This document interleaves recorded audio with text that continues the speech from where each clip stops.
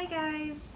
Hope everyone's doing well. I know this is nearing the end of the quarter that you guys are going to see this video, so hopefully everyone's kind of gotten through it and gotten adjusted and doing okay by now. But, you know, we're all in this together and we're going to get through it. So let's jump right in. Today we're going to be talking about faunal analysis. For those of you who don't know or maybe need a little reminder or just want a little bit of a different perspective or a different voice talking about what it might be, faunal analysis is related to zooarchaeology. Zooarchaeology is the field that studies animals as a whole at sites, and faunal analysis is specifically more geared towards animal bones and animal shells left at a site. We don't really often get anything like hides or furs or any other animal record in sites other than bones. Faunal analysis matters a lot because through faunal analysis we can understand a few key things.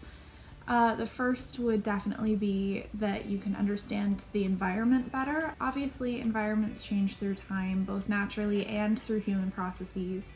And so through looking at the animal remains left at a site, you can really start to gather a better picture of what the environment would have looked like at that time. Quite obviously, another thing you can tell through a faunal analysis is going to be the diet of the people living there at the time.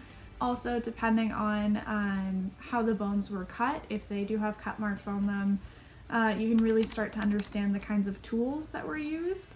You can also tell a lot about the site by the bones themselves. The caveat there is that if you are trained to do so. But with practice and with expertise and with a lot of education, there are a lot of things that we can tell about a site by looking at the bones that were left there. It's really difficult to judge anything by the bones for a few very key reasons. Why it's so difficult to study is that even with animal anatomy classes and a wealth of experience, what you're dealing with at archaeological sites oftentimes is very, very dirty, obviously, and very, very broken bone fragments. So you're not getting a whole skeleton as it would be inside of a living animal. You're getting fragmentary pieces that have been buried underground for who knows how long.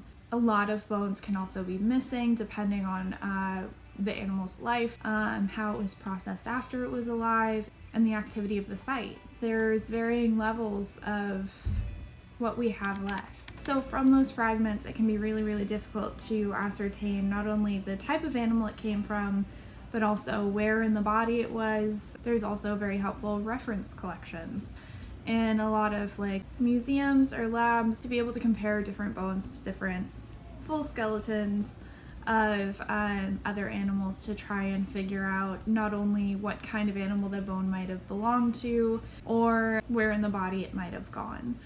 Because it can be really difficult, as I'm sure you guys can imagine.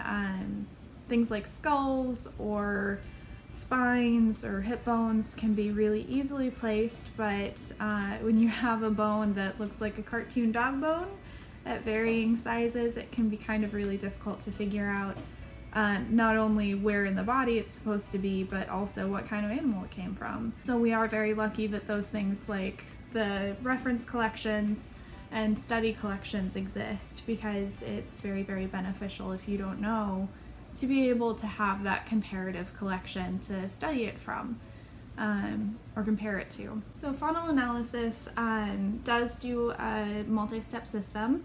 So the bones are dug up, obviously, and then there is a number of steps that you have to take after to really get the most use out of what you're looking at and what you're studying.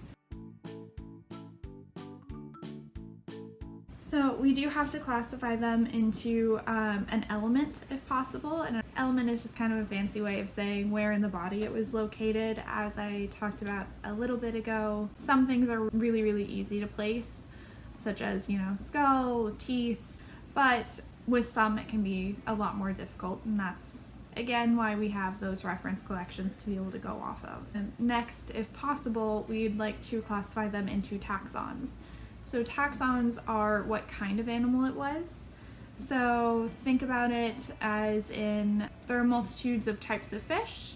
Is it a clownfish or is it a goldfish? There's not as many differences, and so taxon can be very, very, very difficult if you don't have a comparative collection, but it's always good to make the best effort and try and figure out, because depending on the site there could be a difference and there could be a significance to the kinds of animals that they had at the site, specifically the kinds of species of animals that they had at the site. And if you really, really don't know, we do kind of have a fallback in archaeology. It's a system of 5 different size classes, essentially, that you can classify the bones as something as small as a rodent, all the way up through something as big as like a big game animal. So what bones tell us? Why put all of this effort into trying to figure out where everything went and what species it was? It can be a lot of effort, but it's definitely worth it because it can tell us a lot about a site. So firstly, I'll go over MNI. It's the minimum number of individuals. And through the minimum number of individuals, we can tell a lot about the site because it gives us an indication of both diet and population size, which is really, really helpful. To really visualize this, think about if there were a minimum number of individuals of 270 different sheep at one level of a site. That's a lot of sheep, and we can really infer by that number that there probably weren't a population of like 5 people. It was probably a pretty big population to really utilize 270 sheep. As I briefly mentioned before as well, cut marks in the bones can be very, very helpful for understanding tools that were used at the site. Oftentimes a lot of the tools that we're uncovering have either been deteriorated because they were partly made out of wood. They can be really, really broken. They can be incomplete, spread out, and we may not always know exactly what the tools were used for. So by looking at the cut marks in bones, a lot like human forensics, we can really kind of understand what kinds of blades were being used for which kinds of cuts. One of the most important bones we have at our disposal is actually, surprisingly, teeth. Teeth are very, very helpful in understanding age. So it's not just the other bones of a body, how many teeth an individual has, what condition the teeth are in, if they've fully erupted through the jawbone, can all be very indicative of age. And teeth can also help us get a good indication of diet. A lot like sugar, really like grainy foods and stuff can leave a lot of cavities behind. And they're also really hard to process for teeth, so the teeth are more ground down than they would be if they were eating a lot of really easy to chew foods. So obviously there is a lot of room for error in this. Archaeology is as complicated as the humans that we are today. Through the evidence at a site, we're not able to exactly piece together everything about human existence as it was. There's always going to be some part missing. Archaeology is a lot like a puzzle, where you have a lot of fragmentary pieces that you're trying to piece together and trying to figure out a hypothesis about what the past might have looked like. Through looking at the animal analysis, we have a better idea of what might have happened with their diets, if they had pets, if they had animals for transport, what kind of environment they had. Are there a lot of rodents at the site? Are there a lot of scavenging animals? There are a lot of different things that can help us really understand the site better and as a whole when you're looking at faunal analysis, and that's why it's so important. So I hope that video was helpful for you guys. If you guys have any more questions, please feel free to let me know and I'll try my best to answer them. Thank you guys for watching, and I guess I'll see you guys soon. Bye.